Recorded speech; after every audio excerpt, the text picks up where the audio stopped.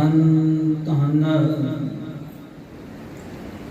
ਸ੍ਰੀ ਗੁਰੂ ਗ੍ਰੰਥ ਸਾਹਿਬ ਜੀ ਦੀ ਪਾਵਨ ਪਵਿੱਤਰ ਹਜ਼ੂਰੀ ਦੇ ਵਿੱਚ ਸੁਭਾਏ ਮਾਨ ਜੁੜ ਬੈਠੀ ਗੁਰੂ ਪਿਆਰੀ ਗੁਰੂ ਸਵਾਰੀ ਸਾਧ ਸੰਗਤ ਜੀ। ਆਪਾਂ ਅੰਮ੍ਰਿਤ ਵੇਲੇ ਦੇ ਦੀਵਾਨਾਂ ਦੇ ਵਿੱਚ ਹਾਜ਼ਰੀ ਲਵਾ ਕੇ ਸਤਿਗੁਰਾਂ ਦੇ ਇਲਾਹੀ ਬਾਣੀ ਦੇ ਕੀਰਤਨ ਦੇ ਰਾਹੀਂ ਜੁੜਦਿਆਂ ਹੋਇਆਂ ਆਪਣੀਆਂ ਅਮੋਲਕ ਘੜੀਆਂ ਨੂੰ, ਆਪਣੀਆਂ ਅਮੋਲਕ ਸਵਾਸਾਂ ਨੂੰ ਸਫਲਾ ਬਣਾਉਣਾ ਕਰ ਰਹੇ ਹਾਂ। ਜਿਵੇਂ ਕਿ ਆਪਾਂ ਸਾਰਿਆਂ ਨੂੰ ਪਤਾ ਹੈ, ਪਿਛਲੇ ਦਿਨਾਂ ਤੋਂ ਆਪਾਂ ਧੰਨ ਸ੍ਰੀ ਗੁਰੂ ਤੇਗ ਬਹਾਦਰ ਸਾਹਿਬ ਜੀ ਦੀ ਪਾਵਨ ਪਵਿੱਤਰ ਬਾਣੀ ਸ਼ਲੋਕ ਮਹੱਲੇ 9 ਦੀ ਵਿਚਾਰ ਆਰੰਭ ਕੀਤੀ ਹੋਈ ਹੈ।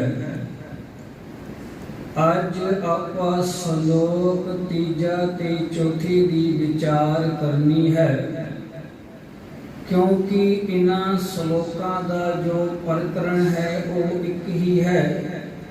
ਇੱਕੋ ਹੀ ਆਧਾਰ ਤੇ ਇਹਨਾਂ ਦੋਨਾਂ ਦੀ ਵਿਆਖਿਆ ਹੋਣੀ ਹੈ। ਆਓ ਸਭ ਤੋਂ ਪਹਿਲਾਂ ਆਪਣੀ ਮਨ ਅਤੇ ਬਿਰਤੀ ਨੂੰ ਇਕਾਗਰ ਚਿੱਤ ਕਰੀਏ।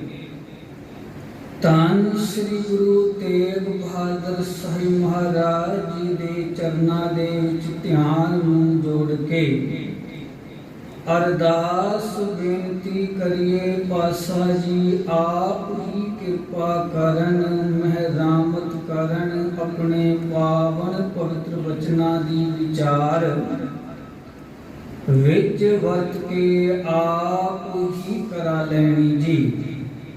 ਅੱਜ ਜਿਨ੍ਹਾਂ ਸ਼ਲੋਕਾਂ ਦੀ ਆਪਾਂ ਵਿਚਾਰ ਕਰਨੀ ਹੈ, ਪਹਿਲਾਂ ਆਪਾਂ ਉਹਨਾਂ ਦਾ ਜਾਪ ਕਰਦੇ ਹਾਂ।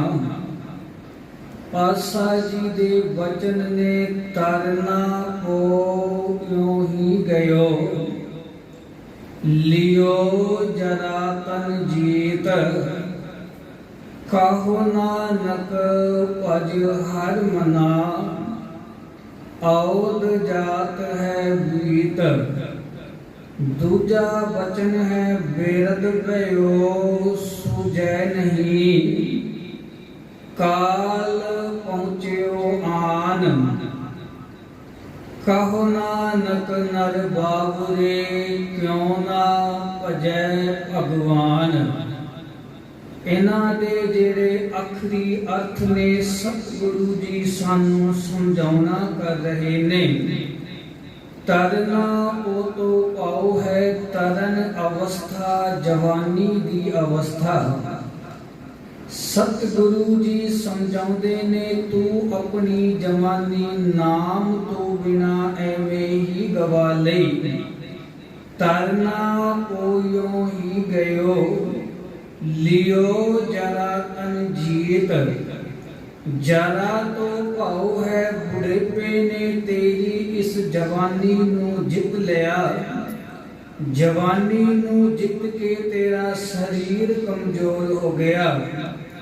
ਸਤਿਗੁਰੂ ਜੀ ਸਮਝਾਉਂਦੇ ਨੇ, ਕਹੋ ਨਾਨਕ ਭਜ ਹਰ ਮਨਾ, ਆਉਦ ਜਾਤ ਹੈ ਬੀਤ। ਸਮਝਾਉਣਾ ਕਰਦੇ ਨੇ, ਹੇ ਮੇਰੇ ਮਨਾ, ਉਸ ਪਰਮਾਤਮਾ ਦੀ ਬੰਦਗੀ ਕਰ, ਉਸ ਦਾ ਭਜਨ ਕਰ। ਤੇਰੀ ਜਿਹੜੀ ਉਮਰ ਬੀਤਦੀ ਜਾ ਰਹੀ ਹੈ। ਅਗਲੇ ਸ਼ਬਦ ਦੇ ਵਿੱਚ ਸਤਿਗੁਰੂ ਜੀ ਦੇਖੋ ਕਿੰਨੀ ਸੋਹਣੀ ਵਿਚਾਰ ਕਰ ਰਹੇ ਨੇ। ਬਿਰਧ ਭਇਓ ਸੂਝੈ ਨਹੀਂ, ਕਾਲ ਪਹੁੰਚਿਓ ਆਨ। ਪਹਿਲਾਂ ਗੱਲ ਪਾਤਸ਼ਾਹ ਜੀ ਜਵਾਨੀ ਦੀ ਕਰਦੇ ਪਏ ਨੇ। ਜਵਾਨੀ ਨੂੰ ਬੁਢੇਪੇ ਨੇ ਜਿੱਤ ਲਿਆ, ਬੁਢੇਪਾ ਆ ਗਿਆ। ਬਿਰਧ ਭਇਓ ਸੂਝੈ ਨਹੀਂ, ਹੁਣ ਕੁਛ ਸਮਝ ਦੇ ਵਿੱਚ ਨਹੀਂ ਆਉਂਦੀ। ਇਸ ਅਵਸਥਾ ਦੇ ਵਿੱਚ ਸਰੀਰ ਦੇ ਗਿਆਨ ਇੰਦਰੀ ਵੀ ਸਾਥ ਛੱਡ ਜਾਂਦੇ ਨੇ। ਪਰ ਪਾਤਸ਼ਾਹ ਜੀ ਕਹਿੰਦੇ ਨੇ ਕਾਲ ਪਹੁੰਚਿਓ ਆਨ, ਕਾਲ ਤੇਰੇ ਨੇੜੇ ਆਉਂਦਾ ਪਿਆ ਹੈ, ਮੌਤ ਦਾ ਸਮਾਂ ਤੇਰੇ ਨਜ਼ਦੀਕ ਆਉਂਦਾ ਪਿਆ ਹੈ। ਆਪਾਂ ਇੱਕ ਵਚਨ ਪਹਿਲਾਂ ਵੀ ਕੀਤੇ ਸੀ ਕਿ ਸਤਿਗੁਰੂ ਜੀ ਕਦੇ ਵੀ ਮਨੁੱਖ ਦੀ ਸੁਰਤ ਨੂੰ ਡਿੱਗਣ ਨਹੀਂ ਦਿੰਦੇ। ਅਵਸਥਾ ਜੋ ਮਰਜੀ ਹੋਵੇ ਪਹਿਲੇ ਉਸਦੇ ਔਗਣਾਂ ਨੂੰ ਦੱਸਦੇ ਨੇ, ਫਿਰ ਗੁਰੂ ਦੇ ਸ਼ਬਦ ਦੇ ਰਾਹੀਂ ਉਸ ਨੂੰ ਸਮਝਾ ਵੀ ਦਿੰਦੇ ਨੇ।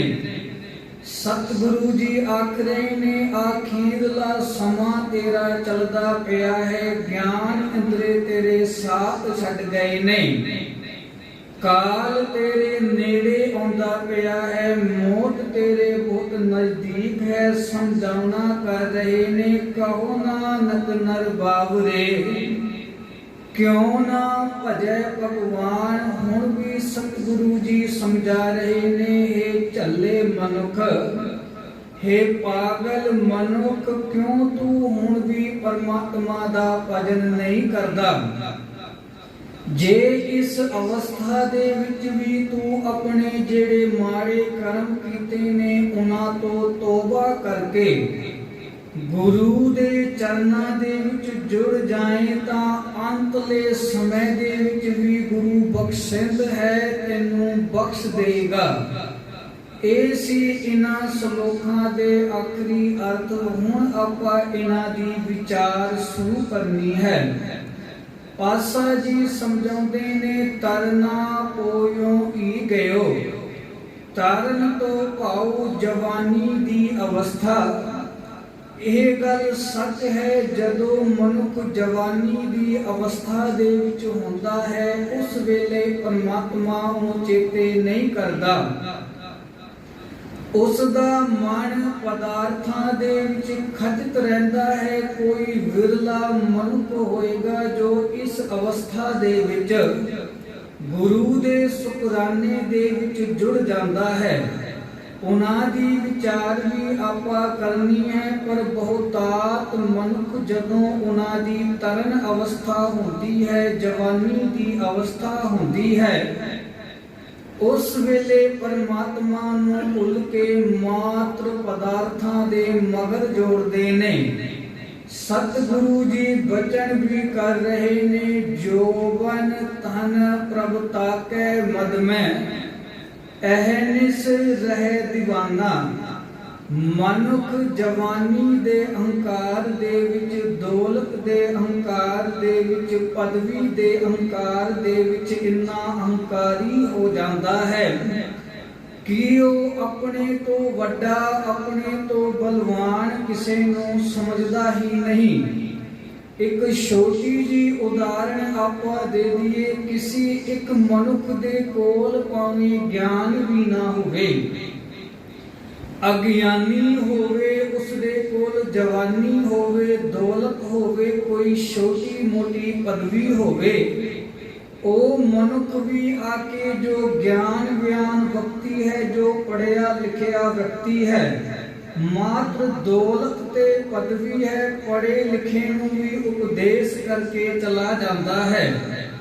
ਇਹ ਤੁਸੀਂ ਕਿਸੇ ਦੀ ਮਜਬੂਰੀ ਸਮਝ ਲਵੋ ਜਾਂ ਕਿਸੇ ਦੀ ਆਰਥਿਕ ਸਥਿਤੀ ਖਰਾਬ ਸਮਝ ਲਵੋ, ਪਰ ਇਹ ਦੁਨਿਆਵੀ ਸੱਚਾਈ ਹੈ। ਆਪਾਂ ਦੂਰ ਦੀ ਗੱਲ ਛੱਡ ਦਈਏ, ਜੇ ਆਪਾਂ ਗੁਰੂ ਘਰਾਂ ਦੇ ਵਿੱਚ ਵੀ ਇਸ ਚੀਜ਼ ਨੂੰ ਦੇਖ ਲਈਏ, ਕਈ ਸਾਡੇ ਗਿਆਨੀ ਕਾਫੀ ਵਿਦਵਾਨ ਹੁੰਦੇ ਨੇ, ਜਿਸ ਬੰਦੇ ਨੂੰ ਜਪਜੀ ਸਾਹਿਬ ਦਾ ਪਾਠ ਸੁਧ ਨਹੀਂ ਆਉਂਦਾ, ਉਹ ਰਹਿਤ ਮਰਿਆਦਾ ਗਿਆਨੀ ਨੂੰ ਸਮਝਾ ਕੇ ਚਲਾ ਜਾਂਦਾ ਹੈ।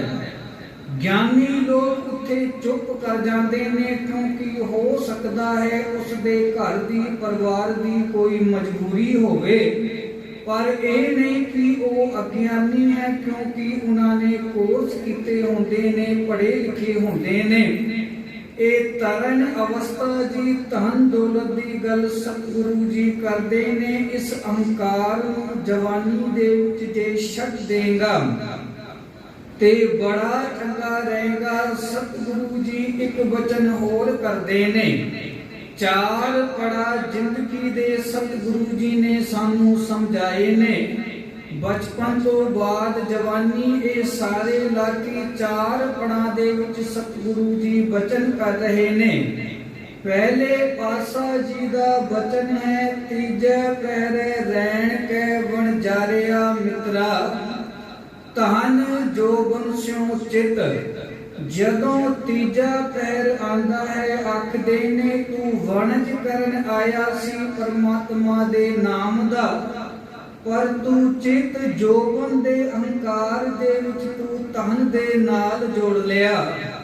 ਹਰ ਕਾ ਨਾਮ ਨਾ ਚੇਤਈ ਵਣਜਾਰਿਆ ਮਿੱਤਰਾ, ਵੱਡਾ ਛੁਟੈ ਕਿਤ, ਵੱਡਾ ਛੁਟੈ ਜਿਤ। ਸਤਿਗੁਰੂ ਜੀ ਸਮਝਾਉਂਦੇ ਨੇ ਤੂੰ ਪਰਮਾਤਮਾ ਦਾ ਨਾਮ ਨਹੀਂ ਚੇਤੇ ਕਰਦਾ, ਇਨ੍ਹਾਂ ਬੰਧਨਾਂ ਤੋਂ ਕਿਵੇਂ ਮੁਕਤ ਹੋਏਗਾ। ਅਗਾਂਹ ਸਤਿਗੁਰੂ ਜੀ ਬਚਨ ਕਰ ਰਹੇ ਨੇ, ਹਰ ਕਾ ਨਾਮ ਨਾ ਚਿਤੈ ਪ੍ਰਾਣੀ, ਵਿਕਲ ਭਇਆ ਸੰਗ ਮਾਇਆ, ਮਾਇਆ ਦੇ ਵਿੱਚ ਖਤਤ ਹੋ ਗਿਆ। ਧਨ ਸਿਉ ਰਤਾ ਜੋਬਨ ਮਤਾ, ਅਹਿਲਾ ਜਨਮ ਗਵਾਇਆ। ਧਨ ਦੇ ਵਿੱਚ ਲੀਨ ਹੈ, ਜੋਬਨ ਦਾ ਤੈਨੂੰ ਅਹੰਕਾਰ ਹੈ, ਤੂੰ ਆਪਣਾ ਜੀਵਨ ਵਿਅਰਥ ਗਵਾ ਰਿਹਾ ਹੈ। ਸਤਿਗੁਰੂ ਜੀ ਸਮਝਾਉਂਦੇ ਨੇ, ਧਰਮ ਸਿੱਧੀ ਵਾਪਾਰ ਨ ਕੀਤੋ, ਕਰਮ ਨ ਕੀਤੋ ਮਿਤ। ਕਹੋ ਨਾਨਕ ਤੀਜੈ ਪਹਿਰੇ ਪ੍ਰਾਣੀ, ਧਨ ਜੋਬਨ ਸਿਉ ਚਿਤ। ਇਸ ਤੀਜੇ ਪਹਿਰ ਦੇ ਵਿੱਚ ਮਾਤ ਤੂੰ ਧਨ ਜੋਬਨ ਦੇ ਨਾਲ ਹੀ ਆਪਣਾ ਚਿੱਤ ਲਾਇਆ ਹੋਇਆ ਹੈ। ਪਰ ਦੇਖ ਸਮੇਂ ਦੀ ਖੇਡ ਇਹੋ ਜਿਹੀ ਚੱਲੀ, ਸਮੇਂ ਦੀ ਖੇਡ ਨੇ ਤੇਰੀ ਜਵਾਨੀ ਵੀ ਤੇਰੇ ਹੱਥੋਂ ਛਿਨ ਲਈ। ਦੌਲਤ ਭਾਵੇਂ ਤੇਰੇ ਕੋਲ ਹੈ, ਉਹ ਹੌਲੀ ਹੌਲੀ ਤੇਰੇ ਬੱਚਿਆਂ ਦੇ ਕਾਬੂ ਦੇ ਵਿੱਚ ਆਂਦੀ ਪਈ ਹੈ। ਸਤਿਗੁਰੂ ਜੀ ਬਚਨ ਕਰ ਰਹੇ ਨੇ, ਜਰ ਆਈ ਜੋਬਨ ਹਾਰਿਆ। ਜਰ ਤੋਂ ਭਾਵ ਹੈ ਜਦੋਂ ਬੁਢੇਪਾ ਆਇਆ, ਹੁਣ ਤੇਰਾ ਜੋਬਨ ਹਾਰ ਗਿਆ। ਇਸ ਬੁਢੇਪੇ ਦੇ ਵਿੱਚ ਤੈਨੂੰ ਕੁਝ ਵੀ ਸਮਝ ਦੇ ਵਿੱਚ ਨਹੀਂ ਆਉਣਾ। ਸਤਿਗੁਰੂ ਜੀ ਇੱਕ ਉਦਾਹਰਣ, ਇੱਕ ਕਵੀ ਜੀ ਬੜੀ ਸੋਹਣੀ ਆਪਣੀ ਕਵਿਤਾ ਦੇ ਵਿੱਚ ਦਿੰਦੇ ਨੇ। ਆਖਦੇ ਨੇ, ਸਿਮਰਨ ਬੰਦਗੀ ਜੇ ਕਰਨੀ ਹੈ ਤਾਂ ਜਵਾਨੀ ਦੇ ਵਿੱਚ ਕਰ, ਬੁਢਾਪੇ ਦੇ ਵਿੱਚ ਬੜਾ ਔਖਾ ਹੈ ਚੋਕੜਾ ਮਾਰ ਕੇ ਬਹਿਣਾ। ਬੁਢਾਪੇ ਦੇ ਵਿੱਚ ਬੜਾ ਔਖਾ ਹੈ ਸ਼ਬਦ ਨੂੰ ਵਿਚਾਰਨਾ, ਕਿਉਂਕਿ ਉਸ ਵੇਲੇ ਸਰੀਰ ਜਵਾਬ ਦੇ ਦਿੰਦਾ ਹੈ। ਉਸ ਕਵੀ ਦੀ ਰਚਨਾ ਹੈ, ਜਰਾ ਉਪਾਏ ਨਾ ਹੋ ਸਕਈ, ਜਰਾ ਅਵਸਥਾ ਮਾਹੇ। ਪਹਿਲਾ ਜਰਾ ਦਾ ਅਰਥ ਹੈ ਥੋੜਾ ਜਿਹਾ ਵੀ ਉਪਾਏ ਨਹੀਂ ਹੋਣਾ।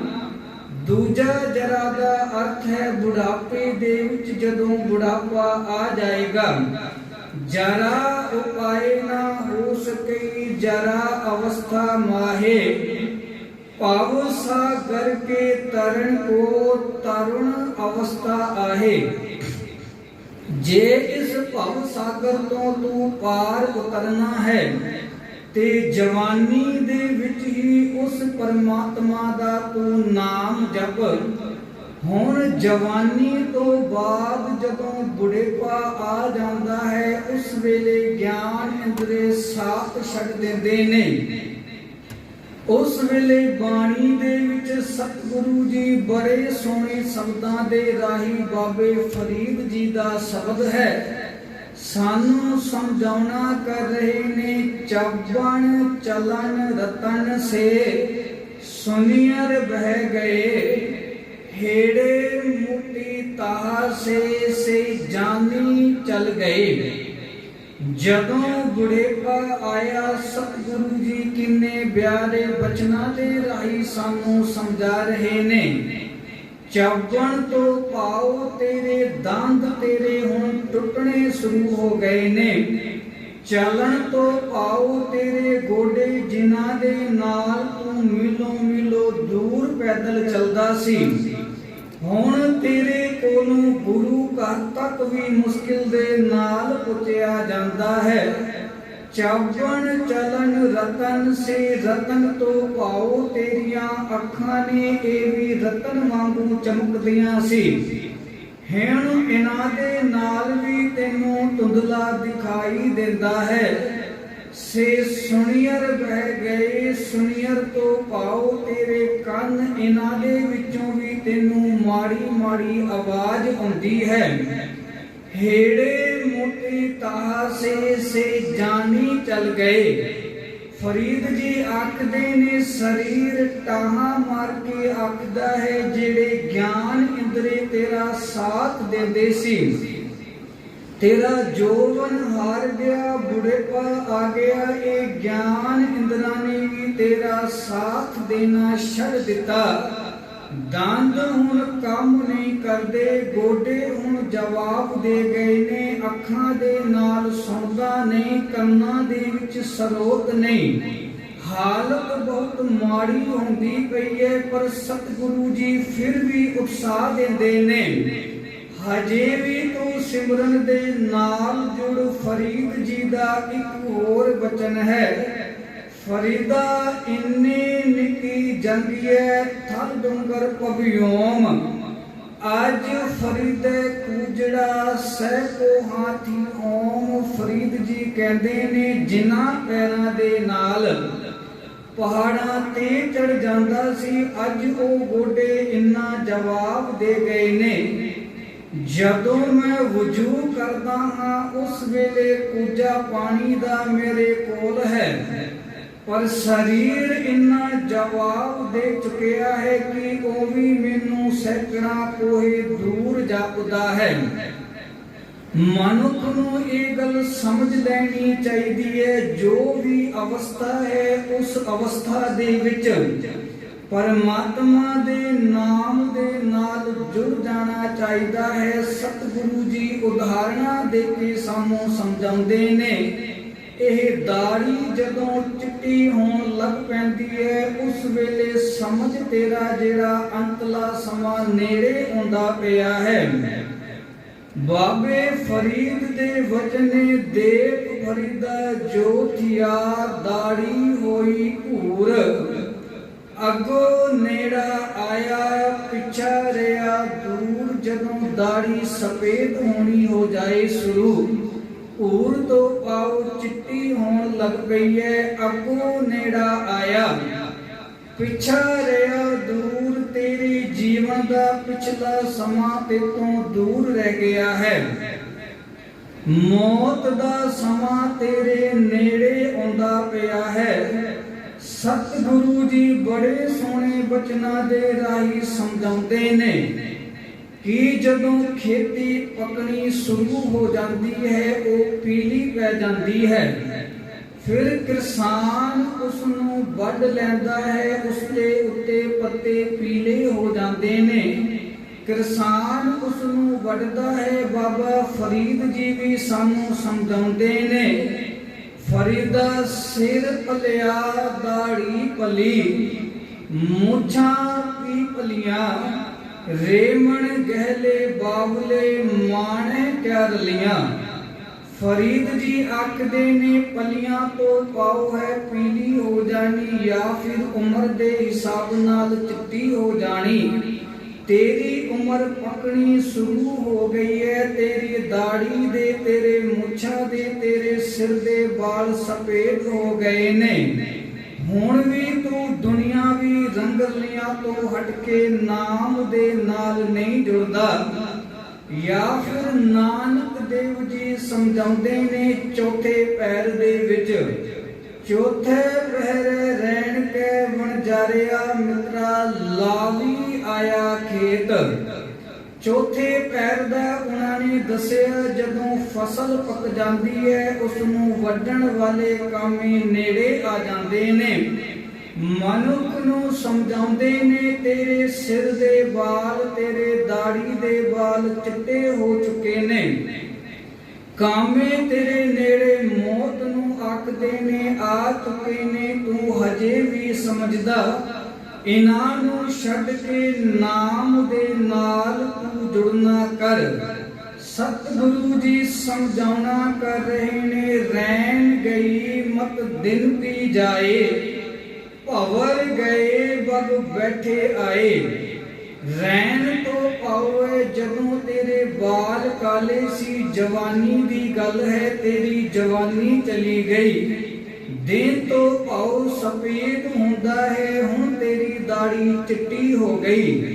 ਭਵਰ ਗਏ ਬਗ ਬੈਠੇ ਪਾਏ, ਆਖਦੇ ਨੇ ਭਵਰੇ ਕਾਲੇ ਹੁੰਦੇ ਨੇ ਤੇਰੇ ਕਾਲੇ ਬਾਲ। ਹੁਣ ਬਗਲੇ ਦੇ ਵਾਂਗੂ ਸਫੇਦ ਹੋ ਗਏ ਨੇ। ਕਾਚੈ ਕਰਵੇ ਰਹਿ ਨਾ ਪਾਣੀ, ਹੰਸ ਚਲਿਆ ਕਾਇਆ ਕੁਮਲਾਨੀ। ਜਿਵੇਂ ਕੱਚੇ ਭਾਂਡੇ ਦੇ ਵਿੱਚ ਪਾਣੀ ਨਹੀਂ ਟਿਕਦਾ, ਇਹ ਸਰੀਰ ਵੀ ਕੱਚਾ ਭਾਂਡਾ ਹੈ, ਇਸ ਦੇ ਵਿੱਚ ਵੀ ਸਵਾਸਾਂ ਨੇ ਨਹੀਂ ਟਿਕਣਾ। ਸਵਾਸਾਂ ਨੇ ਇਸ ਦੇ ਵਿੱਚ ਹਮੇਸ਼ਾ ਸਦੀਵ ਨਹੀਂ ਟਿਕਿਆ ਰਹਿਣਾ। ਫਰੀਦ ਜੀ ਇੱਥੋਂ ਤੱਕ ਆਖਦੇ ਨੇ ਕਿ ਤੂੰ ਉਸ ਪਰਮਾਤਮਾ ਦੇ ਨਾਮ ਦੇ ਨਾਲ ਜੁੜ, ਉਸ ਦੀ ਭਜਨ ਬੰਦਗੀ ਕਰ, ਤੂੰ ਉਸ ਦਾ ਸਿਮਰਨ ਕਰ। ਹਾਂ, ਇੱਕ ਗੱਲ ਹੋਰ ਮੈਂ ਕਹਿ ਦੇਵਾਂ, ਬੁਢਾਪੇ ਦੇ ਵਿੱਚ ਵੀ ਸਤਿਗੁਰੂ ਜੀ ਸਾਨੂੰ ਤਰਵਾਸ ਦਿੰਦੇ ਨੇ। ਅੰਤਲੇ ਸਮੇਂ ਦੇ ਵਿੱਚ ਵੀ ਆਖਦੇ ਨੇ ਨਾਮ ਦੇ ਨਾਲ ਜੁੜ ਜਾ, ਤੂੰ ਮੁਕਤ ਹੋ ਜਾਏਗਾ। ਪਰ ਇੱਕ ਫਰੀਦ ਜੀ ਦਾ ਬਚਨ ਆਂਦਾ ਹੈ, ਫਰੀਦਾ ਕਾਲੀ ਜਿਨੀ ਨਾ ਰਾਵਿਆ, ਧੌਲੀ ਰਾਵੇ ਕੋਏ, ਕਰ ਸਾਈ ਸਿਉ ਪਿਰਹਾੜੀ ਰੰਗ ਨਿਵੇਲਾ ਹੋਏ। ਜਿਸ ਨੇ ਜਵਾਨੀ ਦੇ ਵਿੱਚ ਪਰਮਾਤਮਾ ਨੂੰ ਨਹੀਂ ਸਿਮਰਿਆ, ਉਸ ਨੇ ਬੁਢਾਪੇ ਦੇ ਵਿੱਚ ਕੀ ਸਿਮਰਨਾ ਹੈ। ਇੱਕ ਬੇਨਤੀ ਹੈ ਕਿ ਗੁਰਮਤ ਦੇ ਵਿੱਚ ਕੋਈ ਵੀ ਅਵਸਥਾ ਦੇਖੀ ਨਹੀਂ ਗਈ। ਤੀਜੇ ਪਾਤਸ਼ਾਹ ਜੀ ਇਸ ਦਾ ਉੱਤਰ ਬਾਣੀ ਦੇ ਵਿੱਚ ਹੀ ਦਿੰਦੇ ਨੇ। ਮਹਲਾ ਤੀਜਾ ਇਸ ਸ਼ਬਦ ਤੋਂ ਅੱਗੇ ਆਂਦਾ ਹੈ, ਫਰੀਦਾ ਕਾਲੀ ਧੌਲੀ ਸਾਹਿਬ ਸਦਾ ਹੈ। ਜੇ ਕੋ ਚਿਤ ਕਰੇ ਆਖਦੇ ਨੇ ਦਿਨ ਜਵਾਨੀ ਦੇ, ਦਿਨ ਬੁਢੇਪੇ ਦੇ ਸਾਰੇ ਪਰਵਾਨ ਨੇ। ਜੇ ਚਿਤ ਉਸ ਪਰਿਪੂਰਨ ਪਰਮਾਤਮਾ ਦੇ ਨਾਲ ਜੁੜ ਜਾਏ। ਸਤਿਗੁਰੂ ਜੀ ਆਖਦੇ ਨੇ ਅੰਤਲੇ ਸਮੇਂ ਦੇ ਜਿਹੜੇ 4 ਦਿਨ ਤੇਰੇ ਕੋਲ ਨੇ, ਤੂੰ ਮੰਜੇ ਦੇ ਉੱਤੇ ਪਿਆ ਹੈ। ਜੇ ਇਹਨਾਂ ਦੇ ਵਿੱਚ ਹੀ ਤੂੰ ਪਰਮਾਤਮਾ ਦਾ ਨਾਮ ਜਪ ਲਏਗਾ, ਗੁਰੂ ਤੈਨੂੰ ਮੁਕਤ ਕਰ ਦੇਗਾ। ਇੱਕ ਉਦਾਹਰਣ ਮੈਂ ਆਪ ਸੰਗਤਾਂ ਦੇ ਨਾਲ ਸਾਂਝੀ ਕਰਕੇ ਸਮਾਪਤੀ ਕਰ ਦਿਆਂਗਾ। ਸ਼੍ਰੀਮਾਨ ਭਾਈ ਸਾਹਿਬ ਭਾਈ ਵੀਰ ਸਿੰਘ ਜੀ ਨੇ ਆਪਣੀ ਕਿਤਾਬ ਦੇ ਵਿੱਚ ਵੀ ਇਸ ਨੂੰ ਲਿਖਿਆ ਹੈ ਤੇ ਲੈਕਚਰ ਕਰਦਿਆਂ ਹੋਇਆ ਵੀ ਉਹਨਾਂ ਨੇ ਇਸ ਗੱਲ ਨੂੰ ਦੱਸਿਆ। ਆਖਦੇ ਨੇ ਇੱਕ ਸਾਡੇ ਪਿਆਰੇ ਸੱਜਣ ਮਿੱਤਰ ਜਵਾਨੀ ਦੇ ਸਾਡੇ ਦੋਸਤ ਸੀ। ਤੁਸੀਂ ਇਹ ਗੱਲ ਸੁਣੀ ਵੀ ਸ਼ਾਇਦ ਹੋਣੀ ਹੈ। ਇੱਕ ਸਾਡੇ ਜਵਾਨੀ ਦੇ ਬੜੇ ਪਿਆਰੇ ਮਿੱਤਰ ਸੀ। ਵੀਰ ਸਿੰਘ ਜੀ ਲਿਖਦੇ ਨੇ ਉਹਨਾਂ ਦੀ ਤਬੀਅਤ ਖਰਾਬ ਹੋ ਗਈ, ਹਾਲਤ ਜ਼ਿਆਦਾ ਖਰਾਬ ਹੋ ਗਈ। ਉਹ ਮੰਜੇ ਦੇ ਉੱਤੇ ਪੈ ਗਏ। ਜਦੋਂ ਮੰਜੇ ਤੇ ਪਏ ਉਹਨਾਂ ਨੇ ਸਾਨੂੰ ਸੁਨੇਹਾ ਘੱਲਿਆ। ਲਿਖਦੇ ਨੇ ਅਸੀਂ ਜਦੋਂ ਸੁਨੇਹਾ ਮਿਲਿਆ ਉਹਨਾਂ ਦੇ ਕੋਲ ਗਏ, ਉਹਨਾਂ ਨੂੰ ਵੇਖਿਆ, ਉਹ ਸਾਨੂੰ ਵੇਖਦਿਆਂ ਹੀ ਰੋਣ ਲੱਗ ਪਏ। ਵੀਰ ਸਿੰਘ ਜੀ ਲਿਖਦੇ ਨੇ ਕੰਬਦੇ ਹੋਏ ਬੁੱਲਾਂ ਦੇ ਨਾਲ ਆਖਦੇ ਨੇ, ਭਾਈ ਸਾਹਿਬ ਜੀ ਡਾਕਟਰਾਂ ਨੇ ਜਵਾਬ ਦੇ ਦਿੱਤਾ ਤੇ ਜ਼ਿੰਦਗੀ ਦੇ ਵਿੱਚ ਮੈਂ ਕਰਮ ਕੋਈ ਚੰਗਾ ਨਹੀਂ ਕੀਤਾ, ਮੇਰਾ ਅੰਦਰ ਡਰਦਾ ਪਿਆ ਹੈ, ਜੀਵਨ ਦੇ ਵਿੱਚ ਮੇਰਾ ਬਣੇਗਾ ਕੀ। ਵੀਰ ਸਿੰਘ ਜੀ ਅੱਗੋਂ ਆਖਦੇ ਨੇ, ਭਾਈ ਸਾਹਿਬ ਜੀ ਤੁਸੀਂ ਮੰਨਦੇ ਪਏ ਹੋ ਕਿ ਤੁਸੀਂ ਗਲਤ ਕੰਮ ਕੀਤੇ ਨੇ, ਤੁਸੀਂ ਮੰਨਦੇ ਪਏ ਹੋ ਕਿ ਤੁਸੀਂ ਚੰਗੇ ਕੰਮ ਨਹੀਂ ਕੀਤੇ, ਅੰਦਰ ਤੁਹਾਡਾ ਕਬੂਲ ਕਰਦਾ ਪਿਆ ਹੈ। ਆਖਦੇ ਨੇ ਹਾਂ ਮੈਂ ਬਹੁਤ ਜ਼ਿਆਦਾ ਡਰਦਾ ਪਿਆ ਹਾਂ, ਮੈਨੂੰ ਸਮਝ ਨਹੀਂ ਆਉਂਦੀ, ਕੋਈ ਵੀ ਚੰਗਾ ਕਰਮ ਮੈਨੂੰ ਨੇੜੇ ਦਿਸਦਾ ਹੀ ਨਹੀਂ ਪਿਆ ਜੋ ਮੈਂ ਕੀਤਾ ਹੋਵੇ। ਇਹ ਵੀ ਅਟਲ ਸੱਚਾਈ ਹੈ। ਜਦੋਂ ਬੰਦਾ ਮੰਜੇ ਤੇ ਪੈ ਜਾਂਦਾ ਹੈ ਫਿਰ ਉਸ ਨੂੰ ਆਪਣੇ ਕੀਤੇ ਮਾੜੇ ਕਰਮ ਸਾਰੇ ਚੇਤੇ ਆਉਣ ਲੱਗ ਪੈਂਦੇ ਨੇ। ਉਹਨਾਂ ਭਾਈ ਸਾਹਿਬ ਜੀ ਨੇ ਆਖਿਆ, ਕੋਈ ਚੰਗਾ ਕਰਮ ਨਹੀਂ ਦਿਸਦਾ ਪਿਆ। ਵੀਰ ਸਿੰਘ ਜੀ ਆਖਦੇ ਨੇ, ਤੁਸੀਂ ਮਾੜੇ ਕਰਮਾਂ ਤੋਂ ਤੋਬਾ ਕਰਦੇ ਪਏ ਹੋ, ਆਪਣੇ ਅੰਦਰ ਕਬੂਲ ਕਰਦੇ ਪਏ ਹੋ, ਇਹੀ ਤੁਹਾਡਾ ਪਾਰ ਉਤਾਰਾ ਕਰ ਦੇਣਗੇ। ਅੱਗੋਂ ਵੀਰ ਸਿੰਘ ਜੀ ਆਖਦੇ ਨੇ, ਭਾਈ ਸਾਹਿਬ ਜੀ, ਗੁਰੂ ਨਾਨਕ ਸਾਈਂ ਹੈ, ਉਹ ਕਸਾਈ ਨਹੀਂ। ਬੜਾ ਸੋਹਣਾ ਉਹਨਾਂ ਨੇ ਜਵਾਬ ਦਿੱਤਾ, ਜੇ ਤੁਸੀਂ ਆਪਣੇ ਗੁਨਾਹ ਕਬੂਲ ਕਰ ਲਏ ਨੇ ਤੇ ਗੁਰੂ ਬਖਸ਼ਿੰਦ ਹੈ। ਸਮੁੰਦਰ ਤੁਸੀਂ ਦੇਖਦੇ ਹੋ ਕਿੰਨਾ ਡੂੰਘਾ ਹੈ, ਉਸ ਦੇ ਵਿੱਚ ਕਿੰਨੇ ਹੀ ਜਹਾਜ਼ ਗਰਕ ਹੋ ਜਾਂਦੇ ਨੇ। ਭਾਈ ਸਾਹਿਬ ਜੀ ਆਖਦੇ ਨੇ, ਮੈਂ ਸਮਝਿਆ ਨਹੀਂ। ਆਖਦੇ ਨੇ, ਸਮੁੰਦਰ ਦੇ ਵਿੱਚ ਜਹਾਜ਼ ਗਰਕ ਹੋ ਜਾਂਦੇ ਨੇ, ਪਰ ਗੁਰੂ ਨਾਨਕ ਦੀ ਬਖਸ਼ੀਸ਼ ਇੰਨੀ ਅਸੀਮ ਹੈ, ਉਸ ਦੇ ਵਿੱਚ ਕਰੋੜਾਂ ਜਨਮਾਂ ਦੇ ਕੀਤੇ ਹੋਏ ਪਾਪ ਗਰਕ ਜਾਂਦੇ ਨੇ। ਜੇ ਤੁਸੀਂ ਆਪਣਾ ਅੰਦਰ ਕਬੂਲ ਕਰ ਲਿਆ, ਫਿਰ ਸਮਝੋ ਤੁਸੀਂ ਇੱਕ ਕੰਮ ਹੁਣ ਕਰੋ, ਉਸ ਗੁਰੂ ਦਾ, ਵਾਹਿਗੁਰੂ ਦਾ ਨਾਮ ਜਪੋ। ਧੰਨ ਸ੍ਰੀ ਗੁਰੂ ਨਾਨਕ ਆਖੋ, ਹੱਥ ਪਕੜ ਕੇ ਉਹਨਾਂ ਨੂੰ 2-3 ਵਾਰੀ ਨਾਮ ਜਪਵਾਇਆ। ਉਸ ਤੋਂ ਬਾਅਦ ਆਖਦੇ ਨੇ, ਤੁਸੀਂ ਆਪਣਾ ਇਹ ਸਮਾਂ ਸਾਂਭ ਕੇ ਨਾਮ ਜਪਣਾ ਸ਼ੁਰੂ ਕਰੋ। ਵੀਰ ਸਿੰਘ ਜੀ ਆਖਦੇ ਨੇ, 2 ਦਿਨ ਬਾਅਦ ਰਾਤੀ ਮੈਂ ਸੁੱਤਾ ਪਿਆ ਸੀ। ਜਦੋਂ ਦੂਜੀ ਰਾਤ ਹੋਈ, ਉਸ ਰਾਤ ਵੇਲੇ 1:15 ਵਜੇ ਮੈਨੂੰ ਸੁਪਨਾ ਆਉਂਦਾ ਹੈ। ਮੈਂ ਦਰਬਾਰ ਸਾਹਿਬ ਮੱਥਾ ਟੇਕਣ ਚੱਲਿਆ ਹਾਂ ਤੇ ਉਹ ਸੱਜਣ ਮੈਨੂੰ ਲਾਚੀ ਬੇਰ ਦੇ ਕੋਲ ਬੈਠਾ ਮਿਲਿਆ ਤੇ ਮੈਨੂੰ ਆਵਾਜ਼ ਮਾਰ ਕੇ ਆਖਦਾ ਹੈ, ਭਾਈ ਸਾਹਿਬ ਜੀ, ਗੁਰੂ ਨਾਨਕ ਦੇਵ ਜੀ ਨੇ ਮੈਨੂੰ ਆਪਣੇ ਚਰਨਾਂ ਦੇ ਵਿੱਚ ਬੁਲਾ ਲਿਆ। ਆਖਦੇ ਨੇ, ਮੈਂ ਸੁਪਨੇ ਦੇ ਵਿੱਚੋਂ ਉੱਠਿਆ, ਥੋੜਾ ਜਿਹਾ ਮੈਨੂੰ ਪਸੀਨਾ ਆਇਆ। ਸਵੇਰੇ ਮੈਂ ਬੰਦੇ ਨੂੰ ਭੇਜਿਆ ਉਹਨਾਂ ਦੇ ਘਰ ਵੀ ਕੀ ਹਾਲਤ ਹੈ ਉਹਨਾਂ ਦੀ। ਜਦੋਂ ਉਹ ਬੰਦਾ ਉਹਨਾਂ ਦੇ ਘਰ ਹਾਲ ਚਾਲ ਪੁੱਛਣ ਗਿਆ, ਅੱਗੋਂ ਘਰ ਵਾਲੇ ਜਵਾਬ ਦਿੰਦੇ ਨੇ, ਭਾਈ ਸਾਹਿਬ ਜੀ, ਉਹ ਸੱਜਣ ਤਾਂ 1:15 ਵਜੇ ਅਕਾਲ ਚਲਾਣਾ ਕਰ ਗਏ ਨੇ। ਸੋ ਇੱਕ ਬੇਨਤੀ ਹੈ ਜੋ ਗੁਰੂ ਸਾਹਿਬ ਜੀ ਸਾਨੂੰ ਸ਼ਬਦਾਂ ਦੇ ਵਿੱਚ ਸਮਝਾਉਂਦੇ ਪਏ ਨੇ, ਬਈ ਤੇਰੀ ਤਰਨ ਅਵਸਥਾ ਚਲੀ ਗਈ, ਨਹੀਂ ਤੂੰ ਜਪਿਆ, ਬੁਢਾਪਾ ਆ ਗਿਆ, ਨਹੀਂ ਤੂੰ ਜਪਿਆ। ਜੇ ਤੂੰ ਮੰਜੇ ਤੇ ਪਿਆ ਹੋਇਆ ਹੈ, ਆਪਣੇ ਤੂੰ ਮਾੜੇ ਕੰਮਾਂ ਤੋਂ ਤੋਬਾ ਕਰਕੇ ਉਸ ਪਰਮਾਤਮਾ ਦੇ ਨਾਮ ਦੇ ਨਾਲ ਜੁੜ ਜਾ। 4 ਦਿਨ ਤਾਂ ਬਹੁਤ ਦੂਰ ਦੀ ਗੱਲ ਹੈ।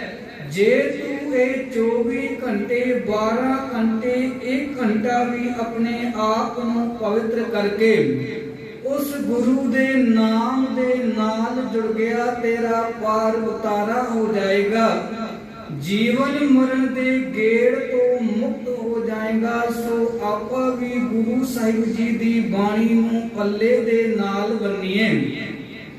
ਘੱਟ ਤੋਂ ਘੱਟ 5 ਤੋਂ 7 ਮਿੰਟ ਆਪਾਂ ਇੱਕ ਸ਼ਬਦ ਨੂੰ ਪੜ੍ਹੀਏ, ਉਸ ਦੀ ਵਿਚਾਰ ਕਰੀਏ, ਉਸ ਵਿਚਾਰ ਨੂੰ ਅੰਦਰ ਵਸਾਈਏ, ਤਾਂ ਕਿ ਸਾਨੂੰ ਜੀਵਨ ਜਿਉਣ ਦੀ ਜੁਗਤ ਦਾ ਪਤਾ ਲੱਗ ਸਕੇ ਅਤੇ ਮਾੜੇ ਕਰਮਾਂ ਤੋਂ ਆਪਾਂ ਜਿਉਂਦਿਆਂ ਜੀ ਤੋਬਾ ਕਰ ਸਕੀਏ। ਗੁਰੂ ਬਖਸ਼ ਦੇਗਾ, ਸਾਡਾ ਜਨਮ ਮਰਨ ਦਾ ਗੇੜ ਵੀ ਗੁਰੂ ਕੱਟ ਦੇਗਾ। ਵਿਚਾਰਾਂ ਕਰਦਿਆਂ ਹੋਈਆਂ ਭੁੱਲਾਂ ਗਲਤੀਆਂ ਦੀ क्षमा ਬਖਸ਼ਣੀ ਸਾਧ ਸੰਗਤ ਅਤੇ ਗੁਰੂ ਬਖਸ਼ਣ ਯੋਗ ਹੈ। ਬੁਲਾਓ ਜੀ ਫਤਿਹ। ਵਾਹਿਗੁਰੂ ਜੀ ਕਾ ਖਾਲਸਾ, ਵਾਹਿਗੁਰੂ ਜੀ ਕੀ ਫਤਿਹ। ਜਪੋ ਸਤਿਨਾਮ ਸਤਿਨਾਮ ਸਤਿਨਾਮ ਜੀ।